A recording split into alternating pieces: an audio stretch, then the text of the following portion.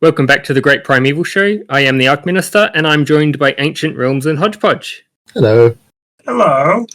I don't know why I put that voice on. I'm just excited, I guess. Yes, we're all very excited. We're doing this impromptu recording session because we've got some new Primeval media for the first time in 11 years. Oh!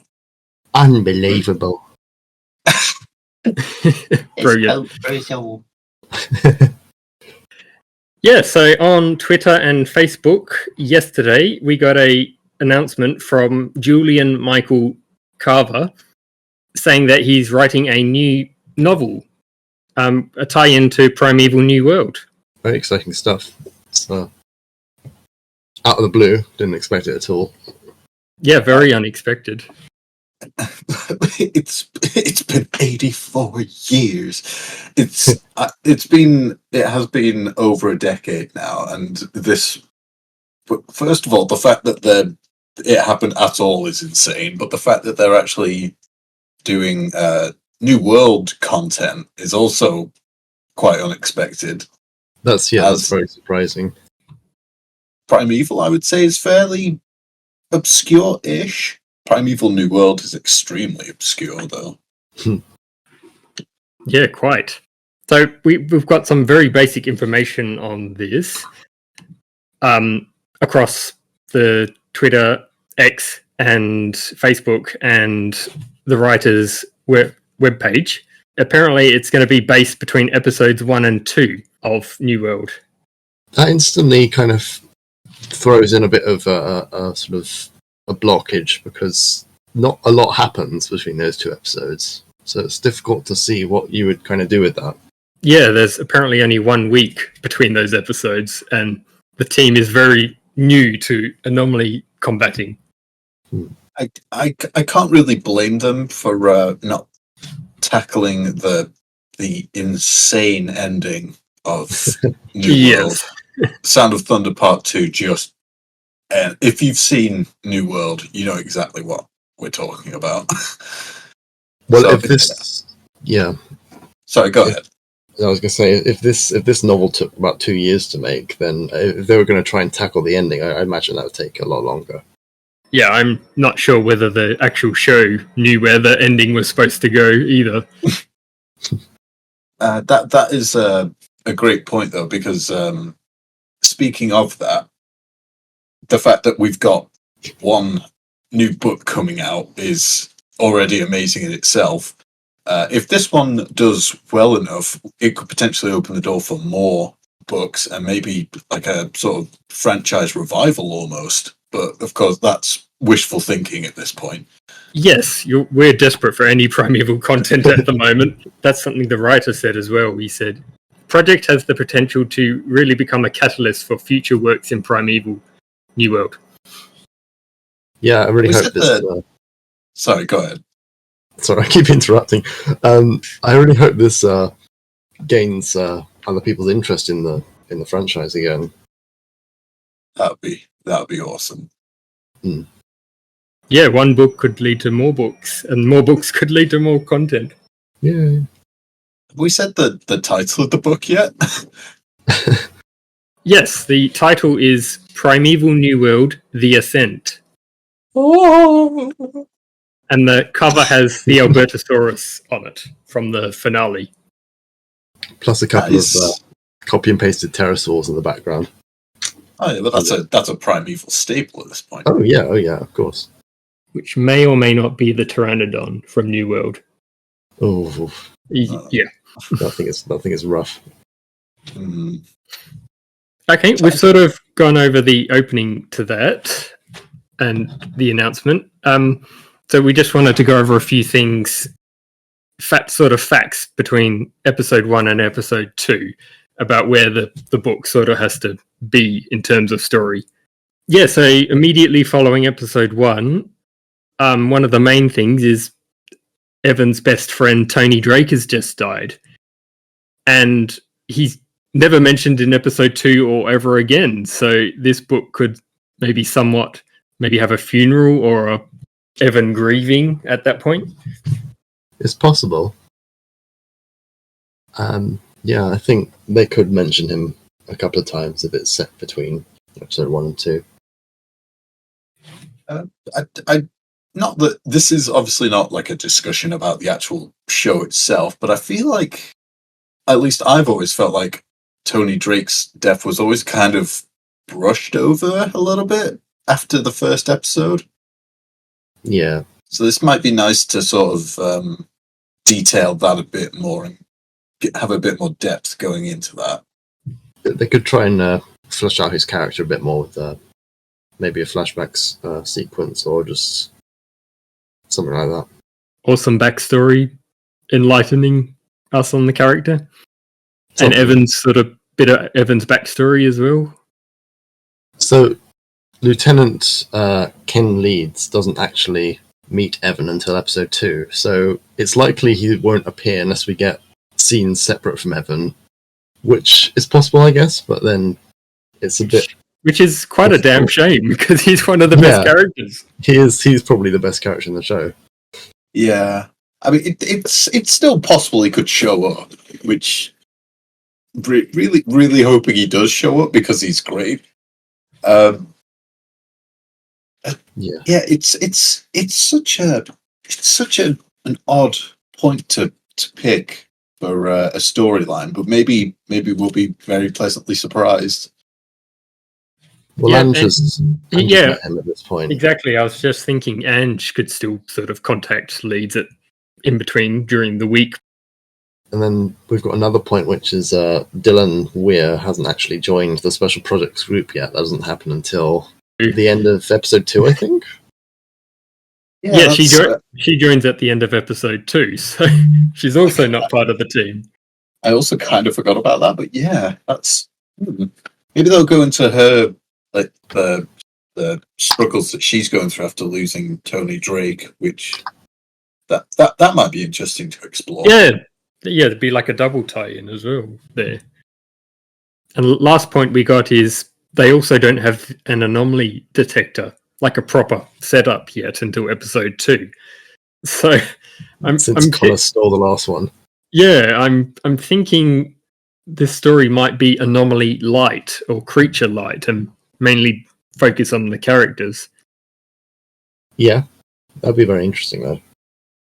I think it is worth noting that the Albertosaurus is the creature on the cover, which could just be because it's the main creature, but if you remember that's kind of the PTSD creature for Evan that we see a lot in like flashbacks and stuff.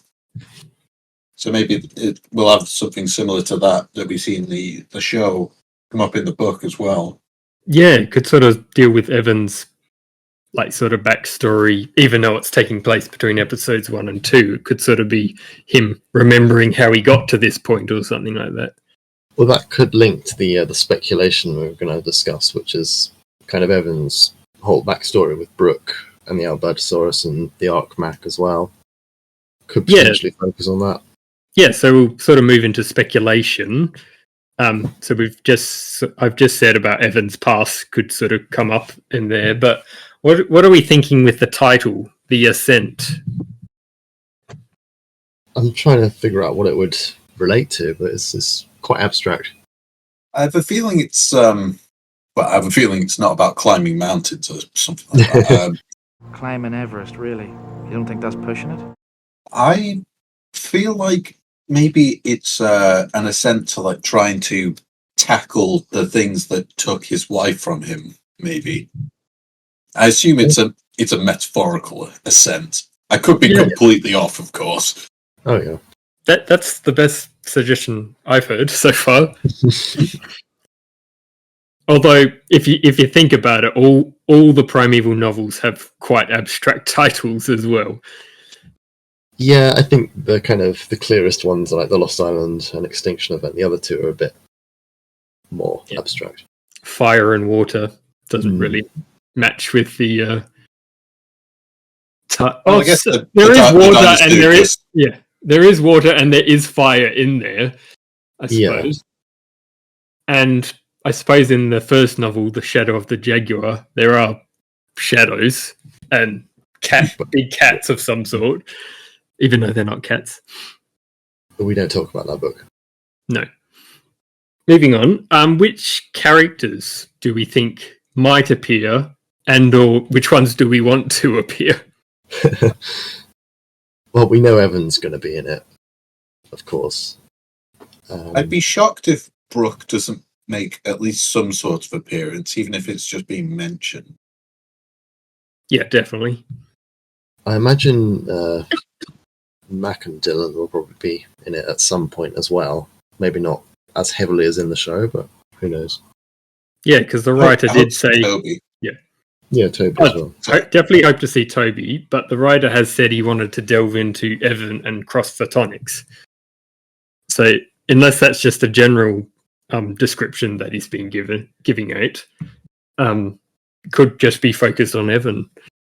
Yeah, Ange will probably be in it as well, since she's still kind of within the organisation at this point, before sort of leaving and coming back and leaving and coming back like she does throughout the show. Yep. She and Evan are close at that point, business partner-wise. Do we think we could get any Primeval characters coming back, like Connor? Ooh. Connor returning somehow. I mean, it's possible he could still be in Canada after the end of episode 1, but who knows where he went. He can't interact with Evan because of when they meet again in Sound of Thunder Part 2. The first thing that they say is like, can you tell me your name this time? Yeah. Or something like that. Yeah, you can't. So if we do see Connor, I doubt he'll interact with Evan. So I've already suggested that this is probably going to be creature light / anomaly light. But are there any sort of creatures we could think other than the Albertosaurus? Maybe something from the future, or is that just way too early in the storyline? I'm doubtful of a future creature, because there's no New World future creatures, I'm pretty sure. Not that we know of. Yeah. I feel like it would be a sort of big deal if they had that sort of thing going on, and it probably would be better explained in sort of television form if they ever got to that. But yeah, I doubt there'll be future. Take hint, Shadow the Jaguar. Anyway, Yes. All right, I think the last thing that could appear is maybe more appearance from Project Magnet with Ken Leeds and Colonel Hall.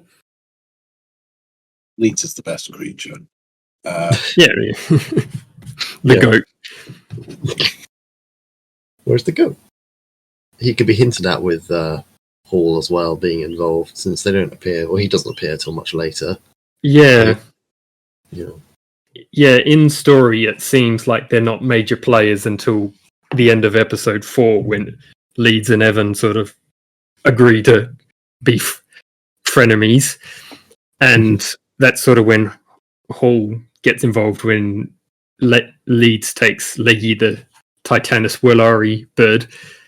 And that's sort of when Project Magnet becomes involved. But one of our friends in our Discord server suggested maybe Project Magnet has been doing stuff with anomalies for even longer. Well, they do say that Leeds has been watching Evan, hasn't he? In episode 1. Yeah, he's got a file on Evan for about 5 years after he's been collecting interesting electronics for the company. That would be really... I think that would be pretty interesting to explore, actually, and see Leeds maybe try and piece together what he's doing. Yeah. With the tax returns he's been gathering. We're big fans of Ken Leeds here, in case you couldn't tell. He's the best character, yeah. But talking of like other New World characters, like kind of minor ones, then do you think any other people could like make an appearance in, such as like Howard Keenan? I think he could maybe appear in like Evan's memory, because he doesn't. Yeah. Not physically in the story, I doubt, because they don't seem to have met each other for a while until episode 9. But I definitely think it could be part of the backstory there, Evan's backstory as well. I really, really hope so, because that character clearly has so much potential. Mm-hmm. And you only get one episode of him, and it's so sad. He's got so much used potential there. Could also see Detective Harlow from episode 1 and episode 10. Oh yeah, I kind of forgot he existed. He's the police detective that works with the Predator Control and Dylan. Yeah, I know who he is now. Yeah. He would be quite a good candidate for a character return. Yeah, so it could be dealing with the fallout of the Stanley Park incident with the Pteranodon and Utahraptor, whatever. Whatever happens there. Well, he doesn't know, but the park was locked down. So yeah, it'd be interesting to see if he is trying to comfort Dylan in any way after Tony Drake dies. That might be an interesting interaction if he does appear. Which is why the placement of this book, story-wise, is so unusual, because not much can happen as well at the same time. Nothing major can really happen here. I'm curious to see how it leaves off, if it kind of links directly into the next episode, where sort of the Titanoboa comes through. Yeah, because Fire and Water did that, where it ends leading directly into Series 3, Episode 6, so it would be interesting to see if this does something similar. Having recently rewatched episode 2, Evan and Ange have just come out of a business meeting, so maybe we'll get to see that. Oh, exciting. Yeah, riveting stuff. Well, it depends what they're talking about, but yeah. Which again brings us back to, it seems like such a weird place to place the book. Yeah. Of course, we won't judge it until we've actually read it ourselves. No, of course not. We won't judge until we read. And I'm sure it'll be excellent when it comes out. And yeah, just getting a new novel or anything Primeval related is quite a big deal. Yeah, it's quite unusual. Obviously, very exciting. In the words of head parkkeeper Bob, I don't believe it. I don't believe it. There's new Primeval content in 2024. Yeah, it's very exciting. It's really great. It's yeah. Unless you guys have anything else you want to say, the novel should be coming out in spring 2024, which is March, April, May. So could be coming Northern out Hemisphere spring. Northern Hemisphere, and could be coming out very soon. Not long to wait then. Yeah, so we can get that in digital book, or later on in the year, it should be getting a physical copy, hopefully. The one thing this does create issues with is that our timeline video is now incomplete. Oh, no. Oh. We spent 1.5 years making that video, and now it's unfinished. One laptop late. Oh, yeah, get a raincoat, Minister. Yeah, quite. What a nice problem to have, though. Oh, yeah. The video being incomplete, not that. No, we've got too much Primeval content. You can never have too much Primeval content. So anyway, thank you guys for jumping on with me and talking about this exciting new Primeval content. Yeah, always happy to chat about Primeval with you. And hopefully it won't be too long until we can get on next book or novel or tie-in content. Very exciting. We can all dream. Okay, thanks guys. Bye. Bye. Bye-bye.